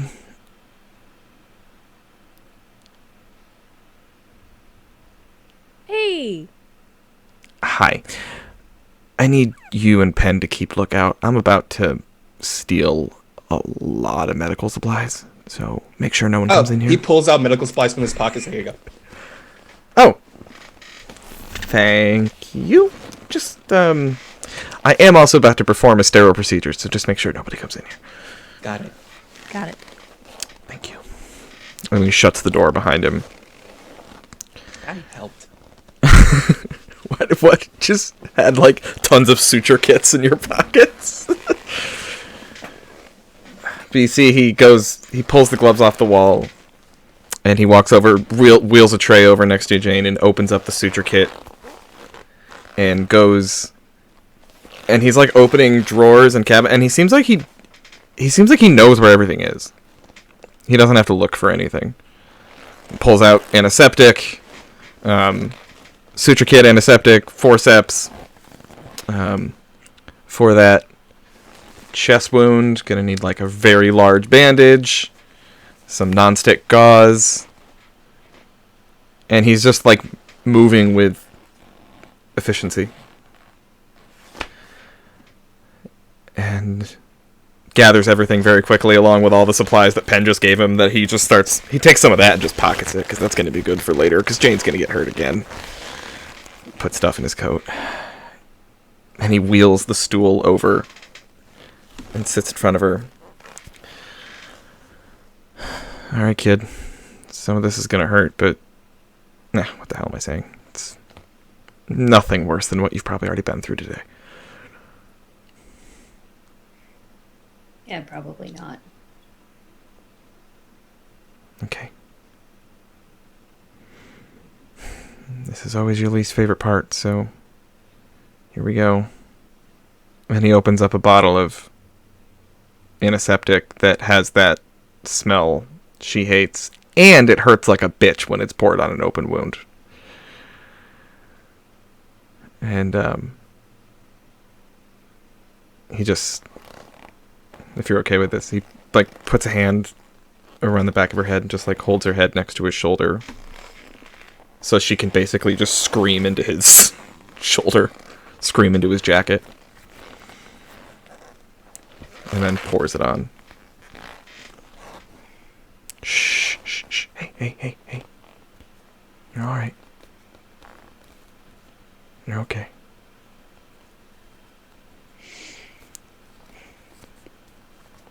I'm right here.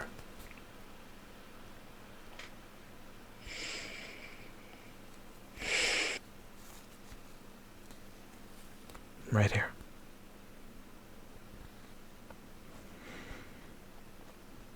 I'll always be right here.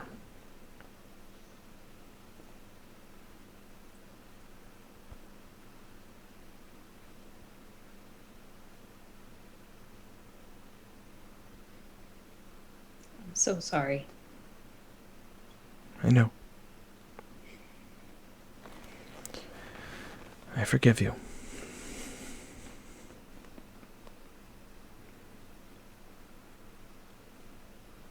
I do.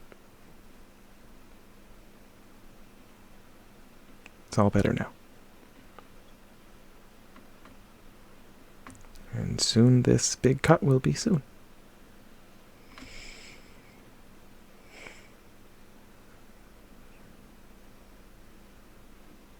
But you're gonna have to take a few days off from the ring, okay? I want to sleep.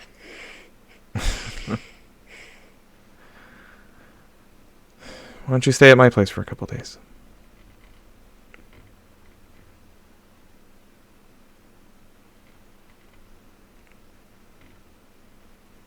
That could be good. Put your feet up as he's starting to sew up her wound. Put your feet up, relax. Play a few records. It could be very good. Remember that one you liked? It's the Vivaldi, but I don't know if you'd know that, but the one with Curtains. the Yeah. one with the curtains. Put that one on. On repeat, just for you.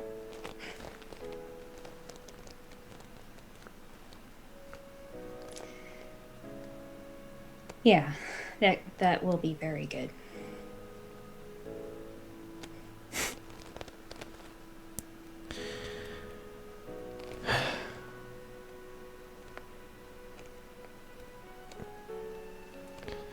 It's good to see you again, Jane. You too. Not so much like this, but Yeah, no, I kind of assumed. I missed you.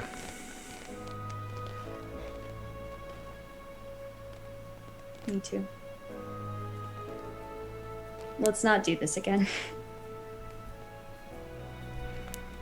No.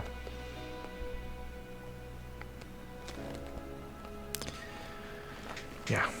Let's not miss each other anymore.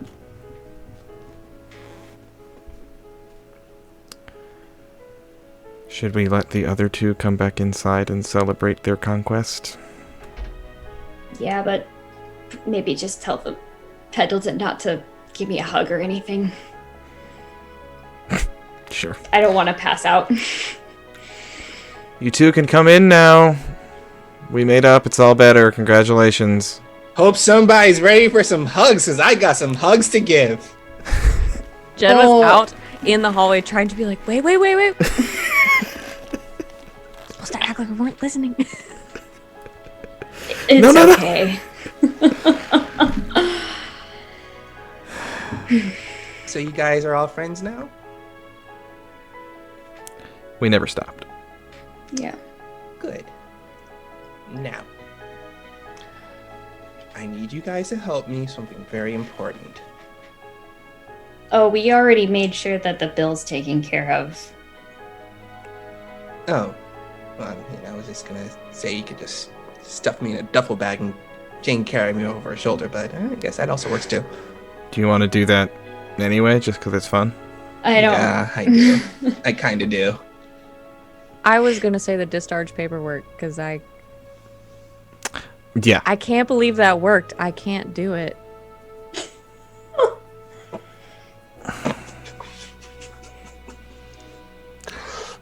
Yeah, I'll take care of that. That... Yeah, in hindsight, you got me pretty good there, Jed.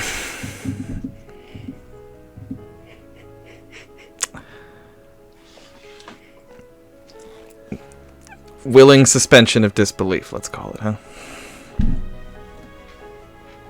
Whatever you say, buddy.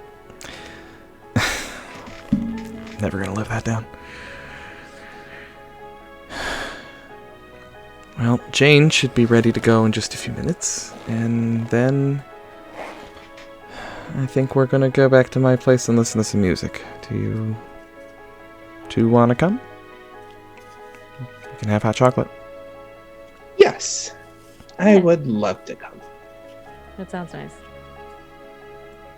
All right. And I will take care of the discharge paperwork. Sorry. No problem. As you prepare to leave the hospital, paperwork is completed. Jane, with the paperwork, hands over the cash to settle the bill.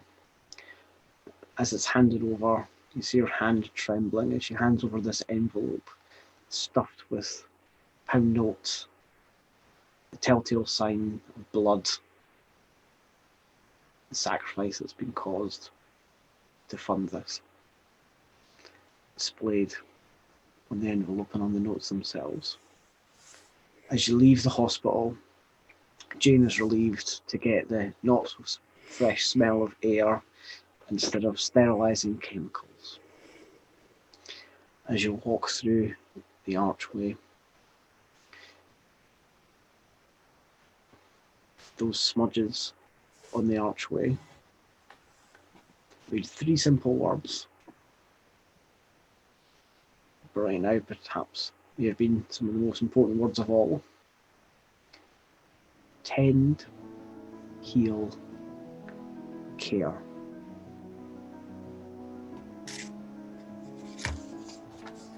Now the Troublemakers have done all 3 for themselves. Perhaps now time to see how they can do the same for the inhabitants of Mire End.